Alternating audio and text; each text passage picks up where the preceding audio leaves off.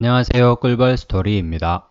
자, 이번 시간에는 우리 금융위원회 보도 자료를 한번 보는 시간 갖도록 하겠습니다. 5월 3일 공매도 재개 관련해서 우리 천재들이 모여있는 금융위원회에서 어떤 대책과 법령 등을 이렇게 바꿨는지, 투자자들을 보호하기 위해서 어떤 장치들을 만들었는지 보도자료가 나왔어요. 그래서 여러분들이랑 같이 나누기 위해서 영상을 만들었습니다.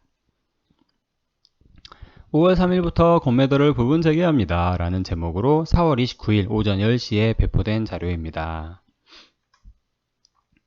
5월 3일부터 공매도 부분 재개 P200 닥 150 공매도 관련 제도 개선을 했다. 공매도, 불법 공매도, 과징금, 형사처벌을 도입했다. 4월 6일부터 시행됐고요. 불법 공매도 적발 시스템 구축 3월 16일부터 그리고 개인 공매도 확충, 그리고 시장 조성자 공매도 축소를 위한 제도 개편, 그리고 시장 모니터링 체계를 유지했다. 등등에 대한 자세한 내용을 들여다보도록 하겠습니다. P200 닥 150 금융위에서 설명하는 이 부분 재개에 대한 얘기입니다. 시가총액이 크고 유동성이 풍부한 종목으로 구성되어 있는 P200 닥 150 종목에 대해서 부분 재개를 한다. 한국거래소가 반기 6월 그리고 12월마다 종목을 재선정해서 변경일 약 2주 전에 선정하는 결과를 공지하게 되어 있다. 향후 지수 구성 종목이 변경될 경우 당연히 공매도 허용 종목도 변경되게 됩니다. 개인 투자자 역시 개인 대주 제도를 통해서 공매도가 가능하다고 합니다. 신용융자 서비스를 제공하는 28개 증권사에서 가능하다고 하는데요. 5월 3일부터 17개 증권사에서 가능하고, 그리고 연내에 이게 이제 시스템도 뭐 구축을 해야 되나 봐요. 그래서 시스템이 아직 구축되어 있지 않은 증권사 11개가 남아있는데 걔네들까지 포함해서 연내에 28개사 증권사 전부 이용이 가능해질 거라고 합니다. 단 사전 교육 및 모의 투자 시뮬레이션 그런 거를 이제 이수한 개인 투자자만 개인 대주제도를 통해서 공매도가 가능하다고 합니다. 증권사별 차입 한도 내에서만 거래가 가능하고요. 당연히 공매도 시 유의사항입니다. 아까 증권사별 차입 한도 얘기가 나왔었는데 그 내용이 여기 있어요. 법규 위반 시 형사처벌까지 받을 수 있다. 무차입 공매도 여러분들이 1000주를 공매도를 치기 위해서는 1000주를 빌려야 되는데 그걸 빌리지 않고 그냥 공매도를 치는 경우, 그 경우에 형사처벌까지 받을 수 있다. 유상증자 기간 중 공매도 시 해당 증자의 참여가 불가능하다. 위반 시 과징금이 부과된다고 합니다. 공매도 목적 주식 대여 시 해당 정보 5년간 보관해야 된다. 그리고 공매도 잔고를 일정 수준 이상인 경우, 공매도 잔고가 일정 수준 이상 유지하고 있는 좀 이렇게 공매도를 씨하게 때리는 놈들, 그런 사람들의 경우에는 그 내역을 보고하게 되어 있다고 합니다. 참고로 이 유상증자 기간 중 공매도 시 해당 증자에 참여 불가하다는 조항은 최근에 유상증자 발표한 종목, 제가 아는 종목 중에 드래곤플라이라는 종목이 있어요. 그 종목 공시를 보면 이 내용이 좀 더 자세히 나와 있습니다. 참고하시면 될 것 같아요. 정부 모니터링 및 대응 체계에 대한 내용입니다. 공매도 거래 금액, 공매도 상위 종목 등 통계 자료를 배포한다. 1단위로 배포를 하고 매일 2회에 걸쳐서 홈페이지에 공개를 할 것이다. 공매도 급증으로 변동성이 확대가 우려되는 종목은 공매도 과열 종목으로 지정해서 다음날 공매도가 금지되게 된다. 아래 표를 좀 더 크게 보도록 하겠습니다. 공매도 과열 종목 적출 기준입니다. 보시면은 주가가 당일날 5에서 10%가 하락을 했어요. 근데 직전 분기 시장 전체 공매도 비중 평균의 3배 이상인 경우, 그러니까 직전 분기의 공매도 비중이 평균적으로 한 2% 정도였는데 주가가 5에서 10% 정도 내가 갖고 있는 종목이 하락을 했어. 그러면서 비중이 평균 2%였는데 그날에 주가가 하락한 날에 6% 이상이 공매도가 쳐졌다. 그런 것이 확인이 됐다. 그러면은 다음날 공매도 금지가 되게 됩니다. 공매도 과열 종목으로 지정되게 돼요. 그리고 금액 거래 대금 기준으로는 6배 이상이라고 하네요. 코스닥은 5배입니다. 공매도 관련 정책 및 조치 경과입니다. 최초 금지된 거는 여러분들도 아시다시피 작년 3월 13일부터 6개월이었죠. 9월 15일까지로 금지가 됐었고 금지가 한 차례 연장됐습니다. 6개월이 추가 연장돼서 2021년 3월 15일까지로 연장이 됐었어요. 그러고 나서 그 사이에 법률이 개정되게 됩니다. 공매도에 대한 여론이 엄청 안 좋았죠. 자본시장법 개정안이 국회를 통과했고요. 4월 6일부터 시행이 됐고, 이 내용은 불법 공매도 처벌, 그리고 유상증자 참여 제한, 그리고 대차 정보 보관 등을 요지로 하고 있습니다. 재개 결정이 났죠. 5월 3일부터 P200 닭 150 부분 닭 150, 350 종목에 대한 부분 재개가 결정되게 됩니다. 적발 시스템을 또 구축을 했고요. 무차익 공매도 점검 주기를 단축하고 호가 모니터링 시스템, 그리고 불법 공매도 특별감리단 신설 등을 내용으로 하고 있습니다.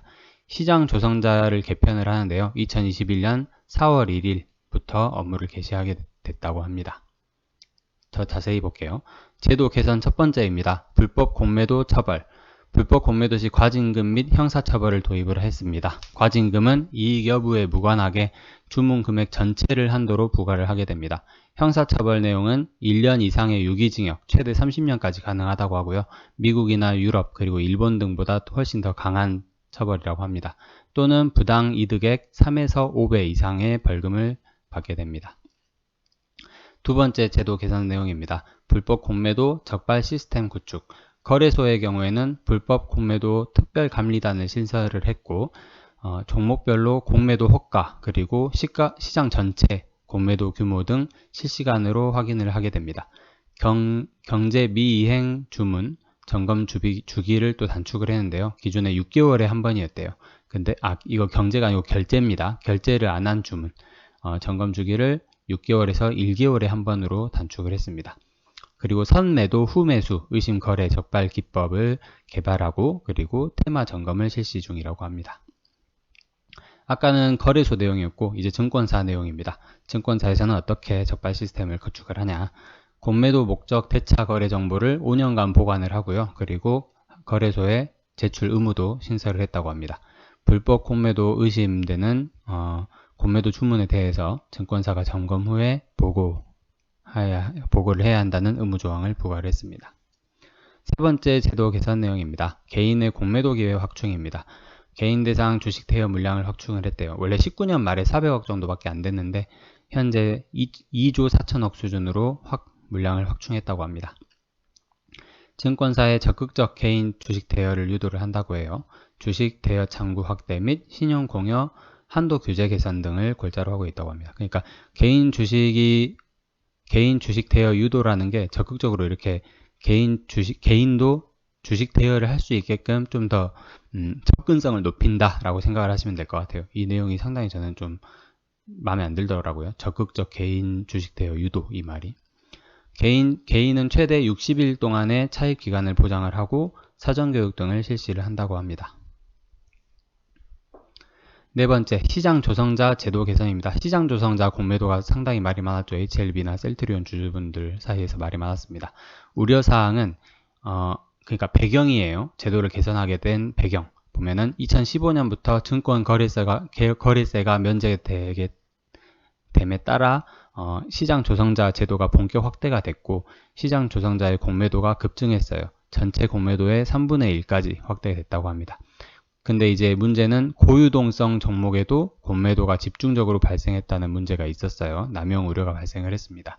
그리고 파생시장, 시장 조성자 공매도가 전체 시장 조성자 공매도의 63.7%까지 차지를 해서 투자자들의 많은 피해가 우려됐다고 합니다. 우려가 아니고 실제로 발생을 했죠. 그래서 개선사항으로는 시장 조성자의 공매도를 필수적인 경유로 제한한다. 현행 대비 절반 이하로 제한한다. 그리고 저유동성 종목 중심으로 운영한다. 일정 유동성을 도달하게 되면 시장 조성 대상 종목에서 제외되게 된다고 합니다. 그리고 업틱룰 예외를 전면 폐지했다고 해요. 그러니까 시장 조성자들에 대해서 아주 이렇게 혜택이라면 혜택일 것 같아요.